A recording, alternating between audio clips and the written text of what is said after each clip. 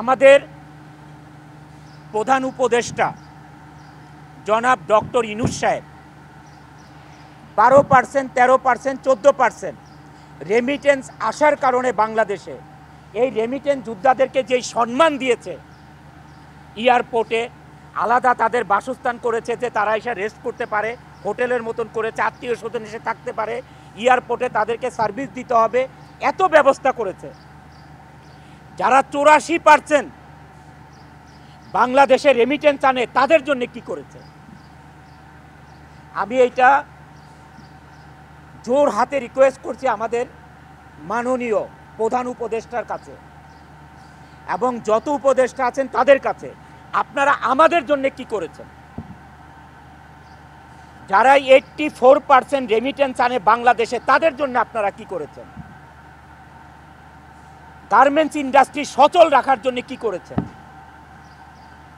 আমরা সবাই আশা করেছিলাম যে ঈদের সময় অ্যাটলিস্ট একটা বেতন ব্যাংকে লোন দেওয়া হবে, যে শ্রমিক ভাই বোনদেরকে আমরা কি করতে হবে দেখেন, মার্চ মাসে ফেব্রুয়ারির বেতন দিতে হবে, বোনাস দিতে হবে, আবার মার্চ মাসের 50% বেতন দিতে হবে।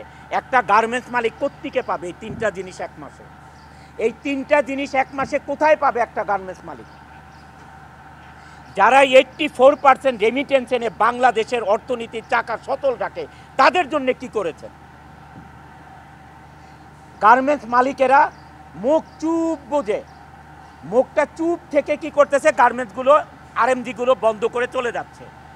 আপনারা একবার চিন্তা করেছেন যে আপনারা যে ইন্ডাস্ট্রিগুলো বন্ধ করে চলে যাচ্ছেন এই দেশের অর্থনীতির অবস্থা কি হবে? এই দেশের কর্মসংস্থানের অবস্থা কি হবে?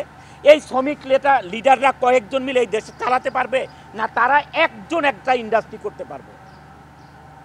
কিন্তু আপনারা কোনো পদক্ষেপ না নিয়ে কি করতেছেন, আপনারা গার্মেন্টসগুলো বন্ধ করে যার যার মতো হয়দার গ্রামে চলে যাচ্ছেন, অথবা আপনার গুলশান বনানীর বাসায় বসে থাকতেছেন, অথবা বিদেশের চলে যাচ্ছেন। What is this? এটা কিন্তু আমি অনন্ত জলিল এইটা না করে আজকে আমি প্রতিবাদ জানাচ্ছি যে না, বাংলাদেশে এই আরএমজি সেক্টর থাকতে হবে, না হলে এই দেশ চলার মতন কোনো ব্যবস্থা নাই, কোনো ধরনের ব্যবস্থা নাই।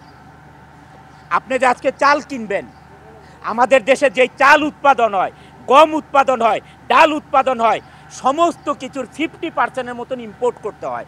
ভাত খাবেন কোত্থেকে? ভাতটা খাবেন কোত্থেকে? গার্মেন্টসের ভাই বোনেরা আপনারা বাজারে দিয়ে বাজার থেকে চাল কিনবেন, কোত্থেকে পাবেন আপনারা? এই চালটা পাবেন কোথায় আপনারা? এই চালটা ইম্পোর্টের, আর এটা ডলার ছাড়া ইম্পোর্ট করা যাবে না।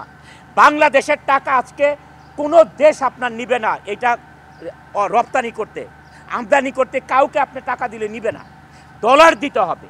তাহলে এই ডলার কোত্থেকে আসবে? আমাদের কৃষক ভাইরা যে আজকে ফসল ফলাবে, এই সার কোত্থেকে আসবে? এই দেশে সার কোত্থেকে আসবে? এই সার ইম্পোর্ট করে আনতে হবে, আর এই ইম্পোর্ট করতে হলে ডলার লাগবে।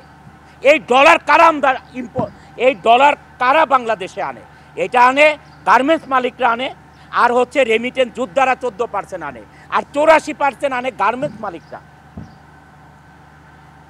এইটা কারো মাথায় ধরতেছে না, মনে করতেছে বাজারে যাচ্ছি আমরা, চাল ডাল আটা লবণ তেল মরিচ কিনে নিয়ে আসতেছি, আমরা সংসার চালাচ্ছি। নো, এটা সব কিছু গার্মেন্টসের টাকা দিয়ে হচ্ছে, আর এই রেমিটেন্স যোদ্ধাদের টাকা দিয়ে হচ্ছে, আর কারো টাকা দিয়ে হচ্ছে না।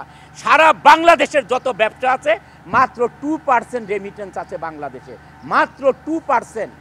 এটা দিয়ে কে খাবেন? কয়শো লোককে খাওয়াবেন? 18 কোটি মানুষের দেশ, কয়শো লোক খাবে এই 2% দিয়ে? এই জিনিসটা বলার জন্য আজকে আমরা একত্রিত হয়েছি।